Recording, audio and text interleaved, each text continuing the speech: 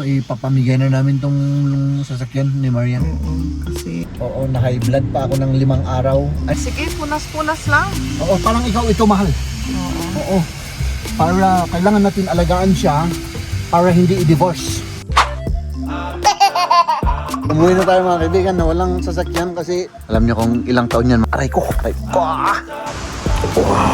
Wala anda, sira na yung sasakyan natin. Kaya palang ang pangit-pangit ko, mahal ano. Ganun talaga ang buhay mga kaibigan. Kailangan tanggapin. Kagaya ng pagtanggap mo sa aking katauhan na mataba, pangit, bungal at walang kapera-pera. Ano?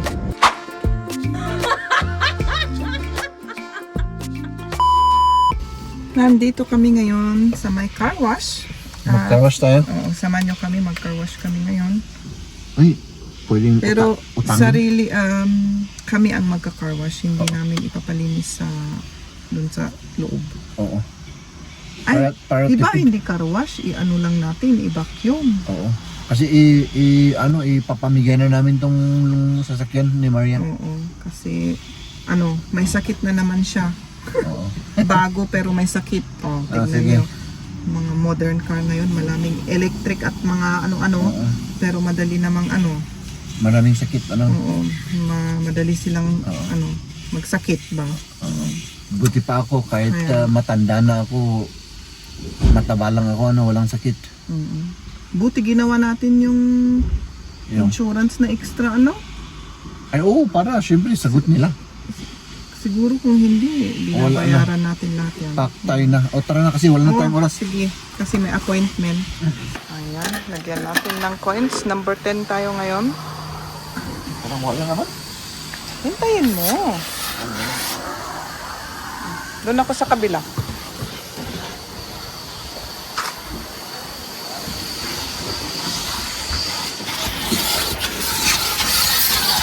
Ayan. Naglilinis ulit tayo ng sasakyan. Wala nalinisan to kasi parang lumalabo yung pag-ibig ko sa'yo kapag hindi to malinis, mahal. Oh, tanungin mo kung bakit naman para hindi naman ako mapahiya. Bakit? Dahil madumi. Walang sense, Wala Pasensya- talaga. Pasensya na kayo. Against the light. Ay, ama.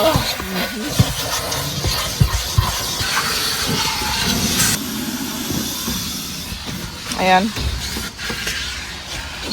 Apay, pagpagpaireta? Wag. Okay, sa kabila naman. Oh. Oh. Kaya natin muna dyan, pagpag natin. Si Liam kasi ang may trabaho doon. Wala siya ngayon. Sige, punas-punas lang. Oo, parang ikaw ito, mahal. Oo. Oo. Para kailangan natin alagaan siya para hindi i-divorce. Oo, syempre. Oo. Baka i-divorce tayo ng sasakyan natin. Diba? Ganun lang. Oh. Kailangan, baka malate tayo, mahal. Ha? Hindi, tama lang. Ano lang? Kaya natin yan. Sabagay. Lahat naman kinakaya natin sa buhay, Oo, syempre. Ako nga, ikinakaya mo, Oo. Kahit wala tayong kapera-pera, ganun talaga ang buhay. Oo. Oh, diba? Ganun lang. Ha? Pinagpawisan talaga ako dun, man. Okay na yan? Malinis na yan, tama na yan. Ano na yan? Nandito na kami dito sa may pagbebentahan ng mga sasakyan. May shop rin sila dito. Kompleto. Oo, kaya Dito tayo. dito tayo. Yan. Okay. Let's do this. Tara. Ah, dito siya. Oh, Dito tayo mga kaibigan, na tayo sa appointment natin. Umuwi na tayo mga kaibigan na walang sasakyan kasi iniwan namin doon sa nagpahatid kami sa kanila. naghatid sila. Oo, at ngayon ay pauwi na tayo, At tayo ay magpahinga kasi bukas trabaho ulit. Walang hintong trabaho. Ano, mahal? Ah. Oo. Ay, naka mga kaibigan, lunch break. Ang grabe, ang init-init pero ang sarap ng simoy ng hangin, oh. Oh, nandito ako sa ano, meron tayong pagkain dito. Yung sandwich natin na may karne. Tapos ito yung ginamit ko, no? Yung napakalumang bike natin, oh. Diba? Alam niyo kung ilang taon yan mga kaibigan. Oh, muntik ng 20 years. So more than 19 years na to mga kaibigan, ano? At ako ay maghahanap ng ano. Saan ko kayo ilalagay? Wala akong mahanap na bato rito. Para paglagyan ko sa inyo para ano, para ano ba ako, mag-vlog ba ako?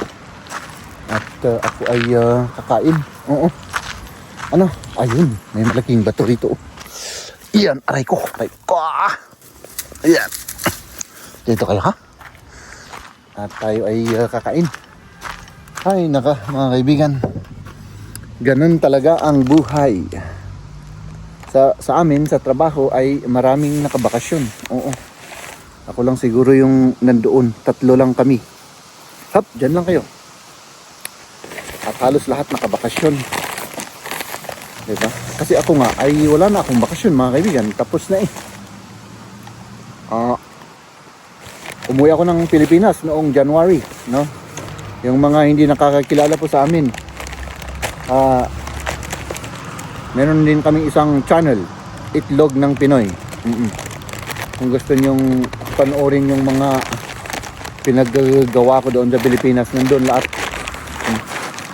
Tignan nyo, oh. Parang burger siya pero hindi. Gusto ko tong tikman kasi ang laki-laki ng karne. Yun ang kinuha ko, siyempre. Oo, diba? At yun, nakabike ako dahil wala tayong sasakyan. Nasa shop. Hindi pa nila natatapos. Diba? Ayun, yun, oh. Yun, oh. Ay, may mga bata pala doon.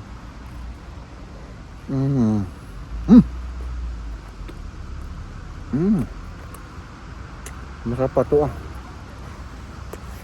Masarap pa yung ganito. Saka, mura lang siya.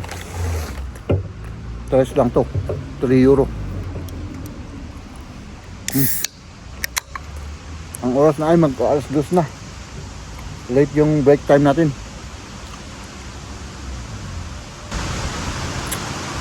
Wow. Malapit lang to sa amin. Pero tamad ako kaya nag-bike na lang akong pumunta dito kasi parang tinatamad akong mag-exercise ba, no? So ayan.